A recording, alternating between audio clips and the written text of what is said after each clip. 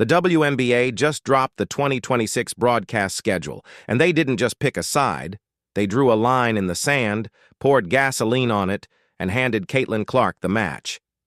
We are looking at a 44-28 split that officially ends the co-star era. While the Indiana Fever just secured a historic, unprecedented broadcast sweep, landing every single one of their 44 regular season games on national television, Angel Reese and the Atlanta Dream were left fighting for the scraps of the remaining media rights. This isn't just a scheduling quirk. It's a billion-dollar verdict on who actually moves the needle and who is just loud on the internet. Let's talk about the atmosphere gap that the networks are too polite to mention in their press releases. Advertisers don't just buy points. They buy the roar of the crowd and the prestige of the venue.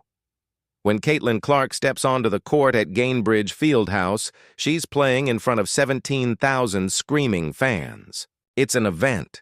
It's cinematic. It's a goldmine for NBC, ESPN, and Disney because it looks like a professional product. Meanwhile, Angel Reese is playing in a facility in College Park that holds fewer people than some Texas high school peppy rallies. When the camera pans out in Atlanta, the vibe isn't a professional dynasty. It's an intimate gathering in a suburban gym. Networks look at that empty space and see lost revenue, which is exactly why they're running toward Indy and treating the Atlanta Dream like a localized afterthought. But here is the spicy detail that no one else is talking about. The jersey. This heard round the world. When Angel was shipped out of Chicago, the Sky didn't just move on, they hit the delete button on her entire legacy. They handed her iconic number 5 jersey to rookie Rickea Jackson before the ink on the trade. Papers was even dry. No thank you post, no retirement talk, just a clean wipe of the locker room. Sources inside the league are now whispering that the AR disease was so toxic that the Skyfront office viewed the trade as a literal exorcism of the locker room.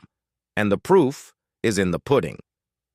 The second Angel left, the ungettable superstars, like Skylar Diggins-Smith and Dejanai Carrington, suddenly couldn't wait to sign with Chicago. The message was loud and clear. The stars will play anywhere, as long as it isn't next to Angel Reese. And if you think her new teammates in Atlanta are going to be her shield, you haven't been paying attention to the body language. That introductory press conference was less of a welcome party and more of a televised roast.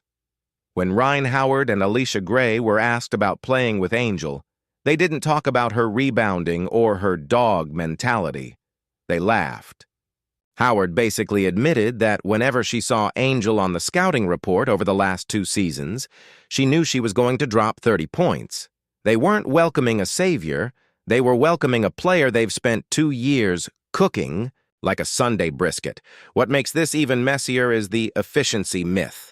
Angel Reese fans love to point at the double-double streaks, but the league executives are looking at the shooting percentages. They see a player who misses a layup, grabs her own rebound, and misses again, padding her stats while her team falls. Further behind on the scoreboard.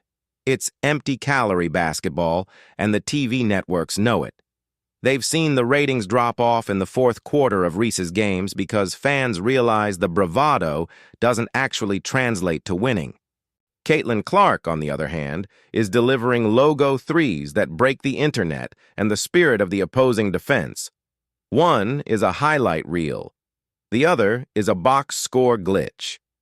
The most embarrassing part of this 2026 rollout? The reported fury coming from the Reese camp. When the news broke that the Fever were getting the full 44-game sweep, Angel reportedly complained that it was unfair.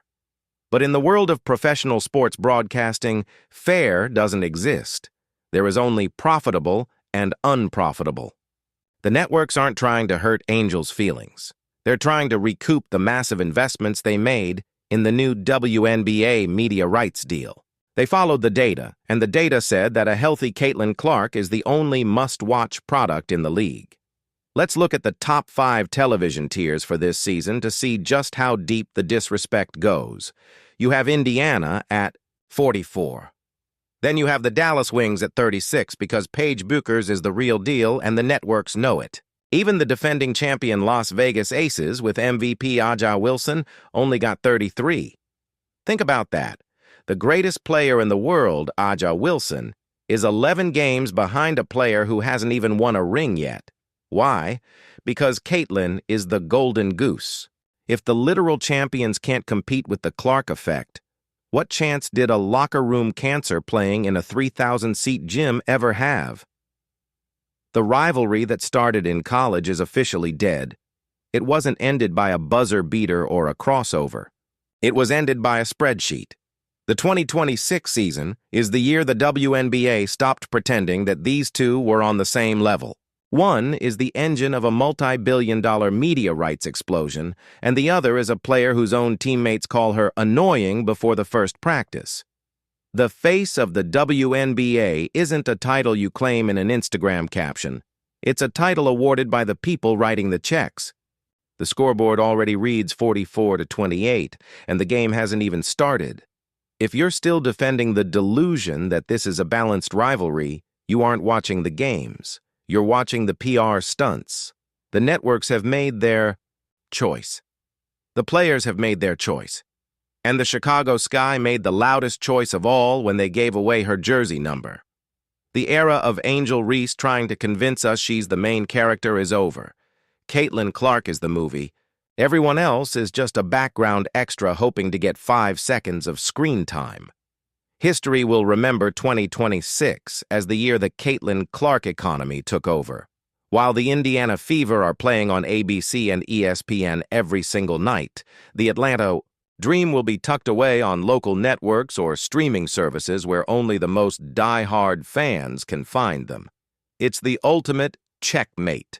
No amount of TikTok dances or Barbie branding can fix a 16-game television deficit. One player is a global icon. The other is a localized controversy.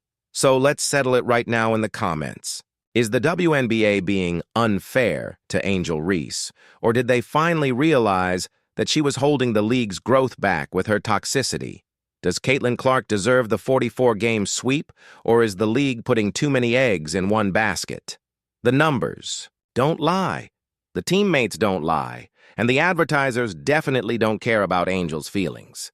The blowout is here, and it's being broadcast in 4K, but only if you're watching the Indiana Fever.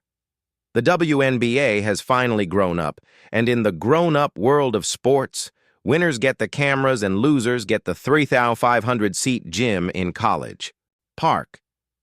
This season isn't about a rivalry. It's about a coronation. Caitlin Clark has the crown, the 44 games, and the 17,000 fans. Angel Reese has a chip on her shoulder and a jersey number that belongs to a rookie.